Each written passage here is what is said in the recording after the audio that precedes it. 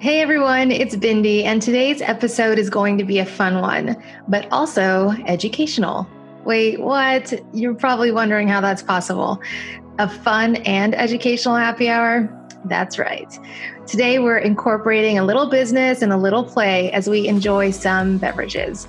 We'll be sharing some of the most overused business buzzwords, as well as some alternative phrases that you can start using so that your team members will stop rolling their eyes in every meeting.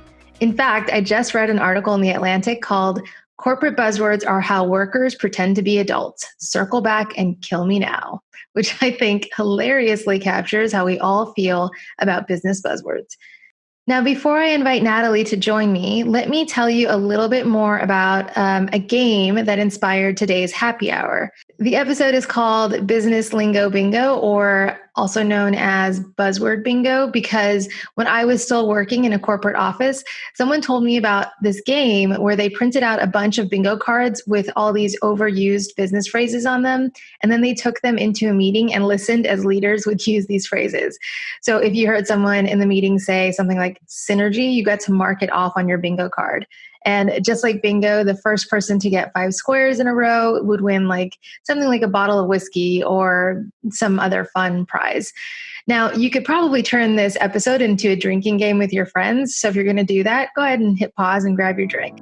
Okay, before I invite Natalie to join me for part 2 of this conversation, I want to take a moment to tell you about a new program that we've just launched called the CEO Circle. The CEO Circle is an inspired community of women CEOs, founders, and senior executives who want to make a bigger impact through their work without sacrificing wellness, joy, or alignment. Through this 3-month program, we're guiding a small group of women through a holistic approach to leadership development, meaning we're teaching business and management strategy with a focus on things like mindfulness, intuition, and wellness. The program includes 12 weekly modules of content, 6 group coaching calls, 3 private coaching sessions with me and Natalie, a deep dive personality assessment, goal setting guidance, and so much more. If you're unsure how to navigate this uncertain time personally, let alone guide your company and team through this time so that they too can feel grounded and inspired, the CEO Circle is the perfect way to find the guidance and support you need. We're currently accepting applications for our fall circle, and you can find the link to apply in the description below. All right, let's dig in. Hey there, Natalie. Hi, Bindi. How's it going? I'm good. So I mentioned we're going to be talking about some business buzzwords, and we're going to also share some alternative phrases so people can start using them instead, right? Yeah, so that you don't sound like a douchebag. You're right. That is the goal for today's episode, right? To prevent douchery in the workplace. Yeah. All right, so I'm going to start, and then let's dig in. So the first one I want to share is one that I heard very frequently at my last job before I decided to step away. This is not why I decided to step away, but it did get pretty annoying. So this was something that a lot of our executives would say. So they would say, let's double click on that, let's zoom in on that, or let's unpack that. And what they were talking about is, let's understand more detail around this problem. But like every time I heard them say, let's unpack this or let's double click on it, it's grating, right? Like every time you're like, unpack it. Really? We're not suitcases. We're not going to, take all the things out. Unpack is something that's used in the coaching industry. It is, a lot. I know. And so the double click and zoom in makes sense because you were in tech for so long.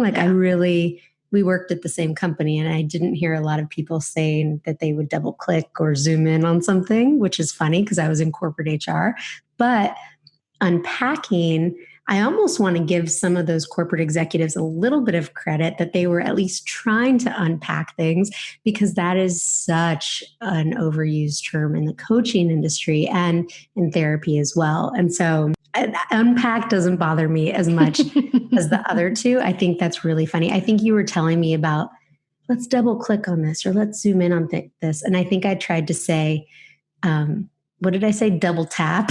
Double tap it. I was like, We don't say double tap. Double tap almost sounds like, I think we joked about this in the last happy hour, like good game, hit the showers. And Right. like a quick little double tap. Yeah, and that was part of our "Don't do this at work." Please don't do that at work. That was a happy hour too. We haven't talked about what we're sipping on though. Oh, that's right. I'm so rude of me. Natalie, what are you drinking? Rude. I'm drinking an Ashland Seltzer. This is a San Diego-based company. It's organic, no sugar, gluten-free. It's a hard seltzer. Bowie's coming to the party too. Because we work from home. At least my cell phone is turned off this time around. Right. And there's jackhammers outside. And that's life right now. It's going to be that kind of episode today. Good girl, Bowie. Guard dog. Yeah, Ashland Seltzer. It's a San Diego-based company, and this is Blackberry Lemonade. It's so good. It doesn't taste... I think this is the best tasting hard seltzer I've had. And it's like made with alkaline water, and it doesn't taste chemically, which I like. That sounds amazing. It's really I am having some delicious chilled coconut water. It's probably my favorite thing to drink in the world. I'm convinced that my blood is some portion of it is coconut water, coconut milk. That's why we get along so well. And it's the Sri Lankan in me, right? Like we were raised on the coconut is actually a really incredible fruit, right? In Sri Lanka, they use the water from it, the meat from it, obviously, they use that to make coconut milk, but also we eat a lot of that. The husks you can use to make so many things. Then of course the trunks of the trees, it's such a life-giving fruit and tree. Absolutely. It's so good. There is nothing like just like a fresh coconut with a straw and just drinking that coconut water, and then you can get a spoon and scoop it out. It's the best. It's the first thing I try to do on vacation if I can find one. And then one of our favorite Thai places to go, you can get a coconut and bring it home, and it just feels like a treat whenever we do that. For sure. Okay, away from coconuts and back to ridiculous unpacking things that people say in the corporate setting to try to make themselves sound like adults. Let's keep going. Yes. So some alternatives to saying, let's double click on that, or let's zoom in or unpack that. We can say, hey, let's try to understand this better. Hey, we need to get into more details on this. Let's, make sure that we do that at some point. Hey, we need to, investigate further.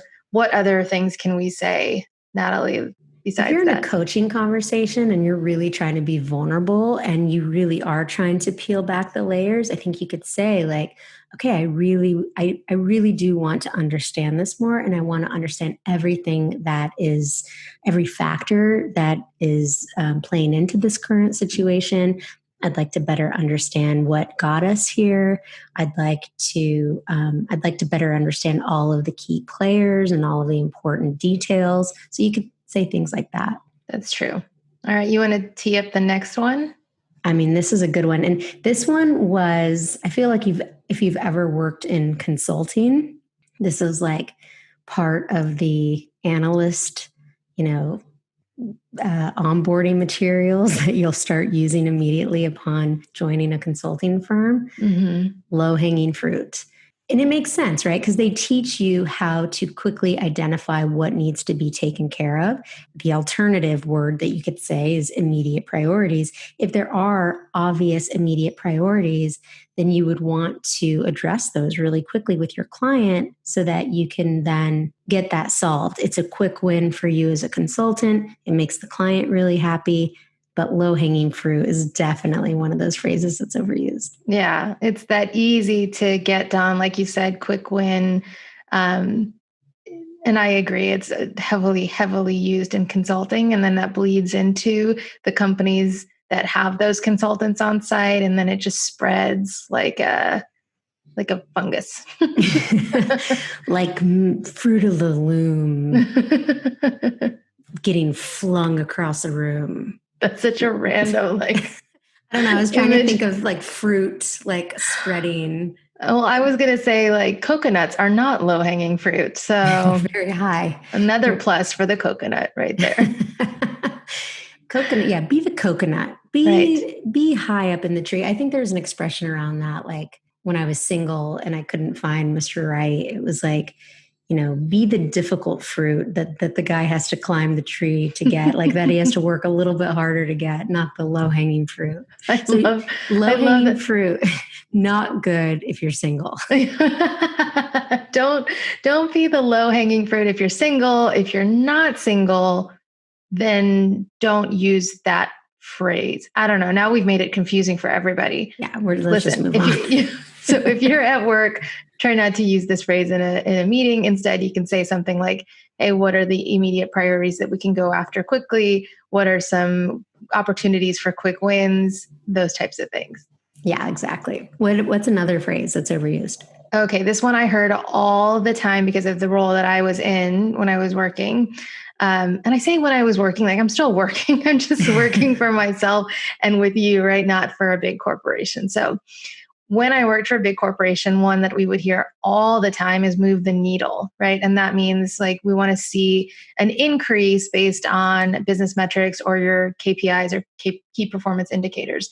So every project that we would, evaluate, or every investment of resources, like, okay, are we moving the needle? Which needle are we moving? And everything was like, we'd see PowerPoint decks with gauges that actually showed the needles moving. And so in a way, it's an easy way to kind of visualize the concept of, are we seeing an increase in the numbers that matter to us? But, at a certain point, especially if your organization overuses this phrase, start to mix it up with things like, hey, let's be clear on the results we want to see and make sure we can measure them. Hey, is this going to increase our revenue? Is this going to increase our productivity? Is this going to, help the bottom line? Like, get more specific. I think that at a certain point, I got to this place where I was like, if one more person says, let's move the needle, like I'm going to stab somebody with that needle. It's too much. It's too much. I think that goes, for all of these phrases, like you say them once or twice and it's fine. It's when they're overused that you need to kind of step back and look for alternatives. Totally. I think you could say too, like, hey, how do we want to move this forward? That's the goal, right? You're trying to progress something. And absolutely, as leaders, you should be making data-driven decisions so that you understand, you have a baseline so that you understand where you currently are.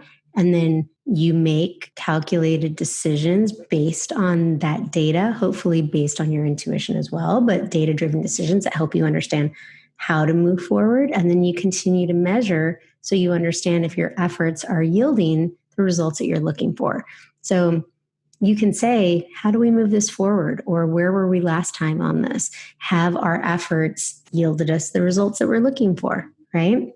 And another place where I think you should be sensitive around using this phrase is when you're talking about metrics related to employee engagement or measurements around your company culture. So let's say that your organization did a large employee engagement survey and you got a lot of feedback that you can now analyze because it's in the form of data. Just be mindful of using the phrase, let's move the needle. Like the result is going to be, of making improvements to your company's culture is going to be an improvement in employee engagement or sentiment or satisfaction. Let's talk about those specifics instead of just saying we want to move the needle, because then it sounds like you're trying to move the needle for its own sake, right? And not really focusing on the thing that actually matters, which is, again, employee satisfaction and feelings around psychological safety or, employee engagement rates and trust in the company. Like, let's talk about specific metrics instead of saying generically, we just need to move the needle on this one. Yeah.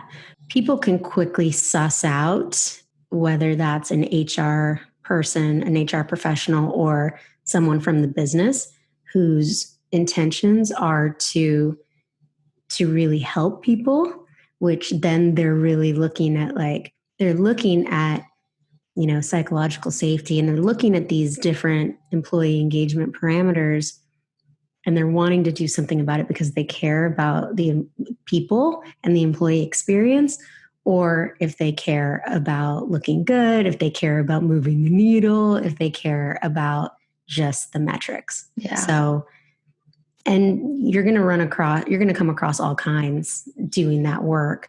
Just because somebody is doing people focused work, it doesn't mean that they actually care about people. But I think the most successful people in that field are the ones who really do. Yeah. Looking at business buzzwords is a great opportunity for you to step back and consider, am I just doing things for the sake of like moving the needle or grabbing that low hanging fruit or, right? Or are you going to use every one of these in a sentence right now? Because that would be my God. I feel like I should win a prize if I use them all. Let's definitely try it. Let's do that at the end. Yeah. Just to be real douchey. Right.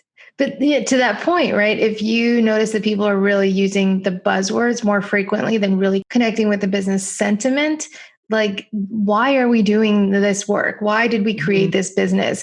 What do we care about? What do our customers care about? And really going back to those things and those words and using those on a regular basis instead of generically talking about moving some needle or the other, right?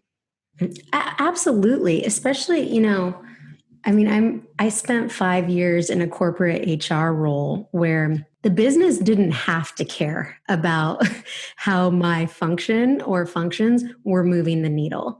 But because I cared a lot about them and I cared a lot about their people and I cared a lot about their employee experience and I understood the business and what was important to the business, I was able to have conversations with people and they listened. They didn't have to listen, but they did because they could tell I genuinely cared and because I started speaking a language that got their attention. And so I was able to be successful in those roles and get the attention of people that didn't have to pay attention to me. Totally. Language is so important as a leader, and hopefully some of the tips we're sharing with you today will help you sound much more authentic and share that authenticity with your team members instead of, a lot of times this is unconscious that we use these phrases and these buzzwords. And so being able to catch yourself and just say, what do I really want to get across? And how can I say that more with more genuine sentiment and tone and approach, right? Absolutely. That's the biggest problem here is that these words are so overused that they no longer sound authentic. And so the more you tap into what's really important to you, your why, the why behind your function, your business, and the role that you play and the role that you want your employees to play. And I think that authenticity then comes through. Yeah, for sure. All right. This next one is one of my favorite. At the end of the day, said every day for a month or for years. Like at the end of the day, what we really care about is, at the end of this day, at the end of that day, and at the end of the day. At the end of the day, what we really need to do is at the end of the day, is it really going to matter? And then, yeah, exactly. Like what day are we referring to? Like somewhere off in Neverland? Like, yeah, because at the end of the last day, you said that this mattered. And at the end of today, now there's a new thing that matters. So instead of that, what can we say, Natalie? Well, we could go with, look, this is what really matters. Or ultimately, what we're trying to say is XYZ. Or finally, we are coming to some sort of resolution, or we're talking about something that has a bit more clarity. So I think this is what really matters. Ultimately, finally, those can be good qualifiers. What you're really trying to do is qualify what you're talking about, right? Yeah. And I think when we say what really matters is, I think that's exactly what we're trying to get at, because that's what end of the day is really implying is when it comes down to it, the things that really matter to us are, right? Yeah. And I think that's much more clear in what you're actually trying to say. Absolutely. Okay. Another one, which we definitely said a lot in pre-pandemic times. We also say this surprisingly frequently in the Zoom era, right? Is let's take it offline, which, when we're in the office and meeting with each other face to face and you're in a large group setting, and then we've got this agenda we're trying to stick to, and then two people start focusing on some tangential, piece of the conversation, a lot of times you'll hear someone say, let's take it offline. Let's take it offline. And I think especially for the people who are younger and are new to business, like if you've ever seen an intern in these types of meetings where they're like, what does that mean? Like, take it offline. Where in an is online offline? world, right? I'm always online. I'm a Gen Zer. Like I'm connected all the time. So, and now that we're on Zoom, like you can't take it offline because if you wanted to have that conversation, you'd still need to do it on Zoom or on the phone, right? So some things that you can say instead are, hey, let's find some other time to focus on this specific issue, or, hey, it sounds like we need a deep dive on this. Oh shit, you know what I did? I just used another buzzword. Let's deep dive on this. Yeah. Okay. Forgive me. It's okay. That's great though, that you used a buzzword to talk about what else to say instead of the buzzword. There's so many buzzwords. You know what this reminds me of? Let's take it offline. Did you ever see The Intern with Vince Vaughn? Don't they try to say like on the line? They're like, if you get on the line, they're like, do you mean online? Where they didn't know they were like interns at Google, but it wasn't Google. And they're trying to they're like, when you get on the line, and they're like, I think you mean online. When you get off the line, then we can talk about it. Let's take this off the line. Let's take it off the line. We should just start saying that now and confuse the hell out of people. Well, do you want to take this off the line? We'll be like, where? What? Who? Where's when? The line and why? Where? How much? So instead, we're going to suggest that you say stuff like, let's find another time to focus on this specific issue. Let's schedule a separate conversation to discuss this. This merits a separate meeting, right? Yeah. Can we talk a little bit later? Let's come back to the agenda. Right. Some of the stuff, you just sound like such a robot. What we're trying to do here is just bring a little bit more humanity. I mean, if you are an entrepreneur, you're speaking more casually anyway. It's so funny how a lexicon is built within different companies where then certain words become the language, that shared language. I think that's fascinating because that then becomes a key part of the culture. I remember when I was working in entertainment, when I was working in the music industry, I was around mostly men and I would curse so much more than I ever did before or than I do now. And I think that a well-placed expletive in a room of men could actually buy me a bit of credibility, which just seems so silly, but that was the lexicon that they used. That was the language that they used. Yeah. It's interesting that like to use a well-placed expletive in a room full of men is perfectly acceptable, but to use an impassioned call to action using your emotion or your emotional language saying, we need to care about this, like then all of a sudden you're emotional, right? Right. And we're stereotyping here, but yes, I think for sure. That's where I think there's so much opportunity to bring the feminine into business. And this is actually a really subtle way to do it. And it doesn't matter your gender, right? We're not talking about gender here when we talk about masculine and feminine energies. And we talk about this a lot on many of our podcast episodes. But being conscious and intentional about the language that we use and finding alternative ways to say the same things that feel incredibly authentic and thinking about how those words are going to land for your audience, that is a more feminine way of leading. Mm-hmm. So we've got a couple more. You want to take the next one? Sure. You already said deep dive. That's true. We're going to skip that one.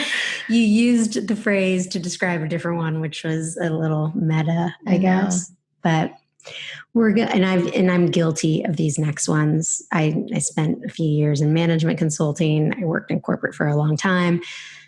I still catch myself saying, let's touch base or let's circle back. Mm-hmm. When I first started hearing the phrase touch base, I had no idea what it meant. And I was like, what like, is this a baseball thing? Is it a baseball thing? I don't even know the origins of it.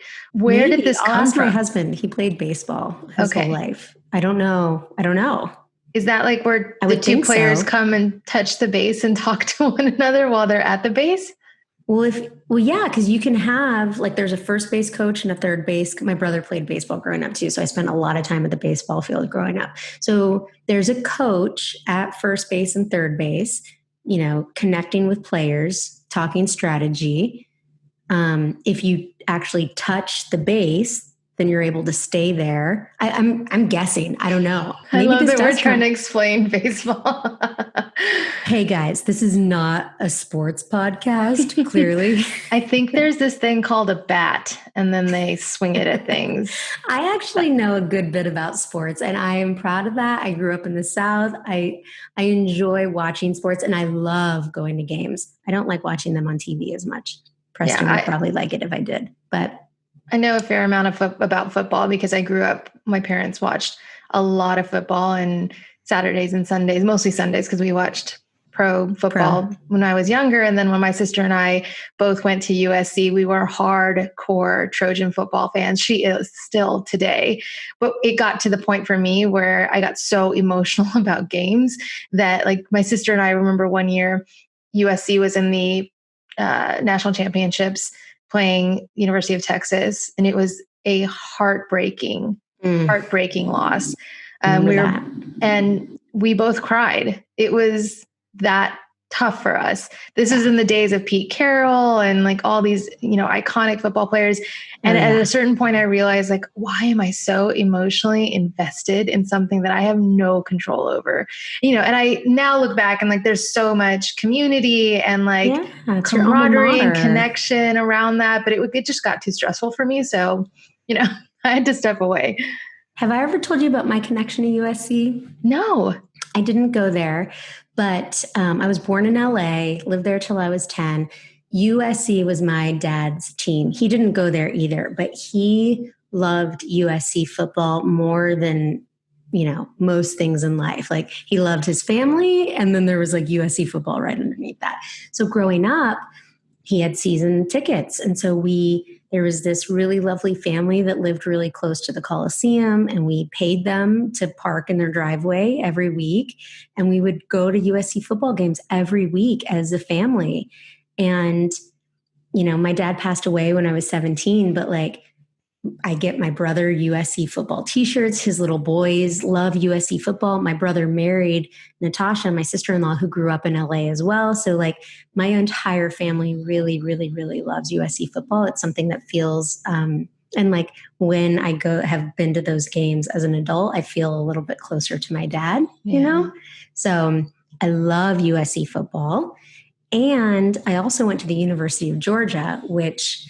That's a big football school. Tailgating at an SEC school is something to behold. If you have never been to an SEC tailgate, you have not fully lived life.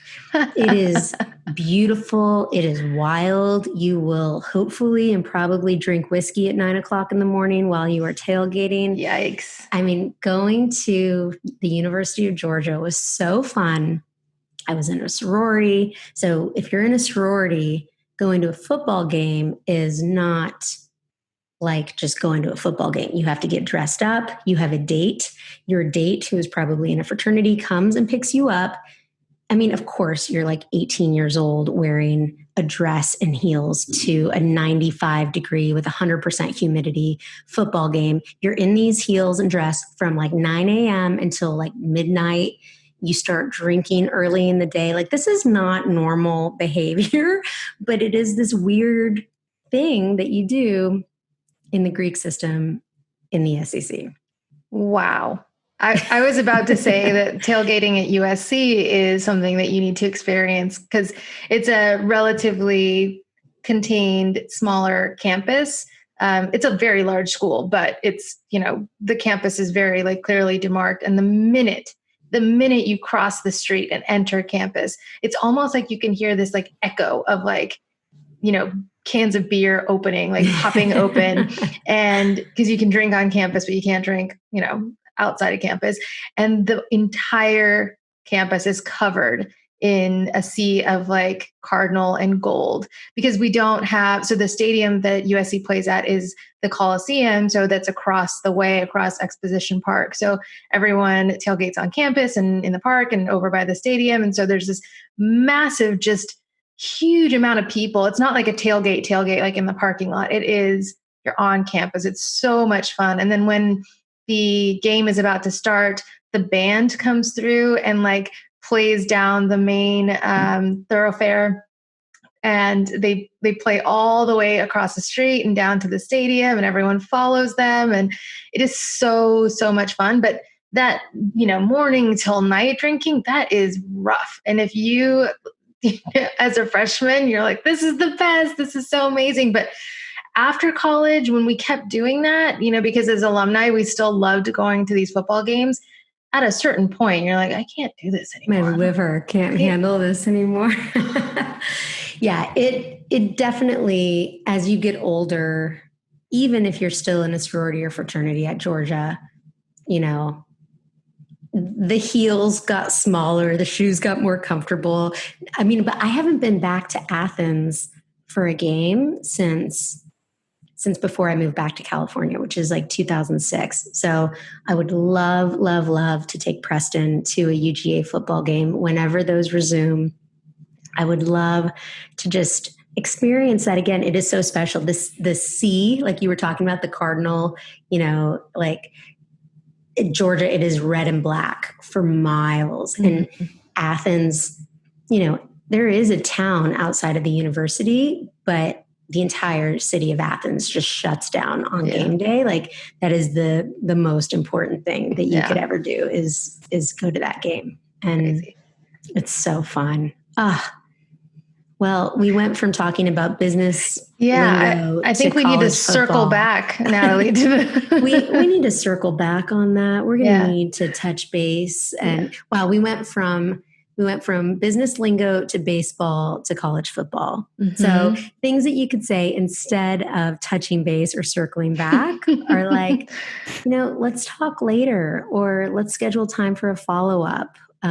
Or, do you want to reconnect on XYZ? Right. Those are some alternatives that you can say instead of getting into a 45-minute conversation about something about sports. Right. So we're going to end with my attempt at including all of these phrases in a single sentence. Let's see if I can do it. Okay. Natalie, at the end of the day, we really need to grab that low-hanging fruit so that we can move the needle. And if we're able to really unpack things, and maybe we'll need to take it offline, we'll be able to, create a great paradigm shift. We didn't share paradigm shift, but that's another one. And deep dive into this so that we can really, I'm going to say, move the needle again. And then at some point, let's make sure that we touch base and circle back on this and go from there. What do you say? Oh my God. You're like, what did you just out, please, or my ears, so I don't have to listen to that anymore. All right. Can I try doing it? Yes, please. Can I use my corporate douchey voice? Oh, yes, please. All right. Hey, Bindi, we're going to need to... What? What is that? Is that what your corporate douchebag voice sounds like? Yeah. Hey, Bindi, we're gonna need to circle back on that later this week. I think we're gonna need to really take it offline and deep dive around this paradigm shift that we're trying to create. Because at the end of the day, we really need to move the needle on this low hanging fruit. Damn. Okay. Mic drop. All hail Natalie. You get to wear the corporate douchebag crown. Dun, dun, dun, dun. Cheers. You put me to shame. That was incredible. I had to do 3 or 4 sentences, and I used each one of those a few times. You nailed it. I am impressed. Thank you. Thank you. The neurons are really firing with this Ashland Seltzer, and I've worked with a lot of douchebags. It shows. All right. Thank you guys so much for joining this unexpectedly douchey podcast. But hopefully you are going to be able to take away some good lessons from this, things that so you that can you say. Don't end up talking and acting like a douche. Yeah. Things that you can say to avoid sounding like Natalie just did a couple minutes ago. So please don't do what Natalie just did is the story at the end of the day. This was almost part 2 of Please Don't Do This at Work. I know. Which, by the way, if you have more stories around Please Don't Do This at Work, keep sending them to us because we're compiling a list. And when we get to a critical mass, we'll share more. Yeah. And if you have other ideas for fun happy hour episodes or things that you want to know about me and Natalie that we can share with you on the podcast, we're happy to do that. So we'll include information on how to connect with us down below. Absolutely. Thanks everyone for listening and tuning in. See you next time.